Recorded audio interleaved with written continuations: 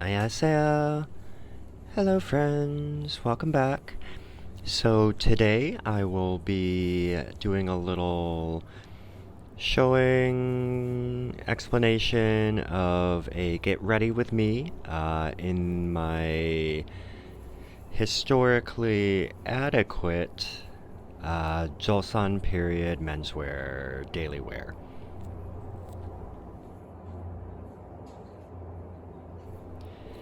Now, I am pulling my unfortunately uncombed hair into a top knot called a sangtu. Now, this is where my first historical inaccuracy lies in this get ready with me. I, as an unmarried man, could not use this hairstyle. I would wear my hair in a low braid at the base of my head, and sometimes I would have a ribbon in that called a dangi, and that was a rule for both unmarried men and women. And then, depending on your marital status, you were allowed to wear different hairstyles, and of course, social rank and status too. But I say hell with it. I'm doing it anyways. So, I am pulling my hair up into my little top knot. One day I will get to lovely Morgan Donner status and use only a lovely string, but for now I am using modern hair elastics. So I have a collection of lovely little wooden combs, and sometimes those take care of just, cleaning things up, fine-tuning the frizz and the flyaways. But I'll be covering this with a hat anyways. Most of the time, Joseon men would not be seen without a hat. There's another little hat called a tangun, which you could wear underneath the larger brimmed circular gat that I commonly wear, or the tangun would be a hat to receive guests in your home. But for the most part, hats were very important parts of daily wear for men in Joseon period. Now I've just twisted my hair and used another elastic to tie that down. And next up, I'll be putting the headband called a mangun around my head. Now these would be made with horsehair in that patch in the front, decorated with beads, depending on your rank and social status, like jade or various other precious stones, called gwanja. I have a pair of silver buttons that serve me well. Now the fabric for the mangun would also change. Sometimes could be silk. Mine is made out of a linen. And it has 4 strings at the back, 2 on top and 2 on bottom. Now you just cross left over right, loop around the guanja buttons, and then you'll make a loose knot here. And now I say loose because I mean loose. Too tight and a very tight strip of very sturdy fabric around your head can make you nauseous enough to vomit. And that's a mistake you will only make about 5 to 7 times, which I know for a fact. So, loose knot. Now once we've made that knot, you can just throw those to the top of the head, or I throw those to the top of my head, and I repeat the stringing process with the bottom strings. Crossing over, looping around guanja, and tying in the center and another loose knot. Now I just do like you're making like a tying a shoe kind of thing, but I pull the loops all the way through. And you don't want to make these knots crazy because you're going to have to get out of this at the end of the day. And if you're really not feeling it, you're going to want to get out quick. So a nice loose knot is priority. And after that, we'll just take the top pairs first, loop around the sangtu top knot, tie in just a loose little knot, and repeat with the bottom knots. Another quick little fun fact. The reason why you'll see people with such long hair. In Joseon period, Confucianism was the sort of ruling practicality and thought.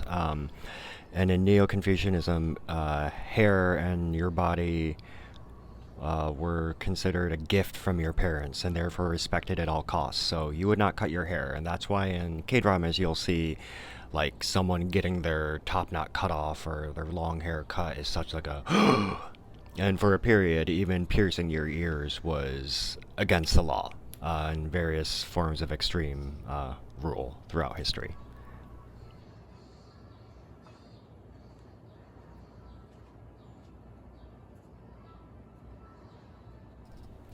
I'll just adjust a teensy bit and we're all set. Now with clothing, I have a sok jogori and sok baji, and these are just underpants and an undershirt. And then we'll start off with baji. Now baji are a one-size-fit-all, quote-unquote. Pull the excess to the right, pinch that right, and fold the excess over inwards towards the center of the body. Then we'll tie that together with a little waistband tie and fold over that excess at the top over the waistband. Now you'll see my ties are actually sewn to my pants. That's because I don't fancy losing a tie on the streets of Manhattan again. So I sew them to my pants. Otherwise, on the ankles, you'll find common practice little knot buttons or belt loops and such. So there are various versions. Now these are part of a two-sock process. These are the under socks. I don't always wear traditional socks. I honestly wear modern socks still. I know, heresy. But traditional Korean shoes are slip-on little low-rise and socks get dirty. And I'm not wearing white socks in New York City year-round. So these are part of the usual Joseon silhouette menswear wardrobe, but not my usual everyday. These are like nice occasion socks.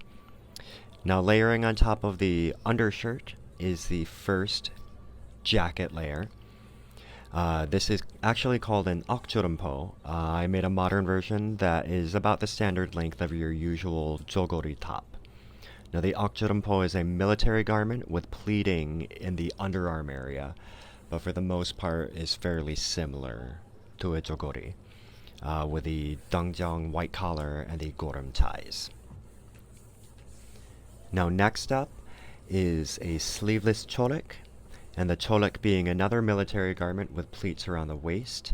Now this could have optionally removed sleeves. They would attach to almost the length where you see mine ends. There would be a removable section secured on with little knot buttons all around the sleeve.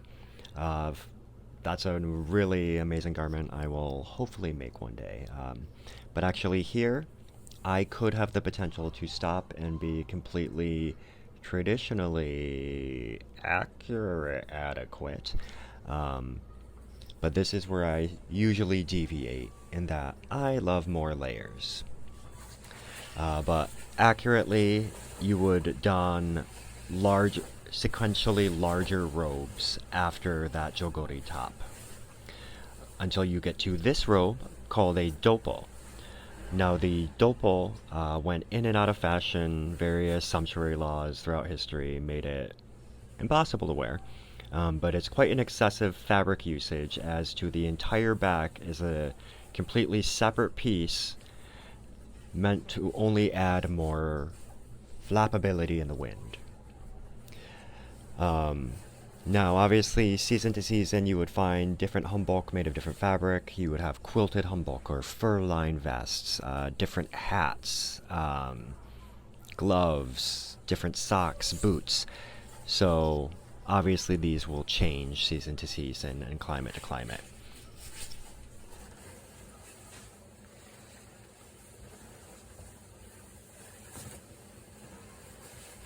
Okay, now this is a vest that I mentioned in my previous video. This one is called a jeonbok. And this one, though, like I mentioned, it would usually be worn over the Cholik military garment. I just really love the contrast of this green.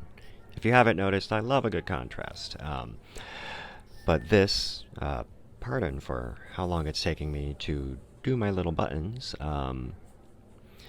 but this is where I sometimes will stop. The addition of the upcoming cord belt called a sejode. Once again, historically, by color, it could determine rank and social status, like everything.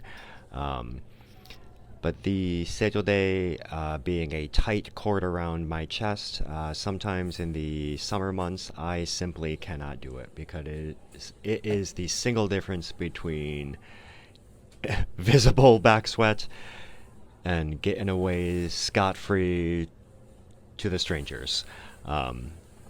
But for fancy occasions, I will suffer through and hope nobody looks at me from behind. So the sejode, just a simple little tie. You can get varying forms of tassels on the bottom. Like I said, sometimes they will be beautiful Korean traditional knots with like a jade pendant in the middle, and they're gorgeous. I wear mine a little high, but I like where that feels secure for me. Now next is the norige tassel. Now I haven't found these too often, like every day on men. Most often they're the actual traditional knots, but I love a little shine and sparkle. So these are the actual outer bosan. Now these, like I said, I don't wear all the time, but for decently nice occasions, I will endeavor to wear these a little bit more. They are just yet another layer on top of running around the city, so why I still clinging on to modern fast fashion socks. Now these are almost like little garters. Traditionally, these would be made in a white to match the socks. I made these for when I was riding my bicycle to and from work and still wearing hanbok. So to prevent any unfortunate twist-up accidents, I made these later to find they were actually pretty historically accurate.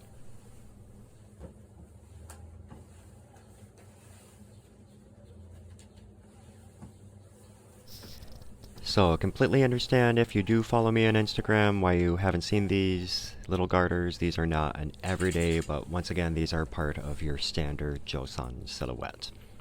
So next up is the hat called a gat.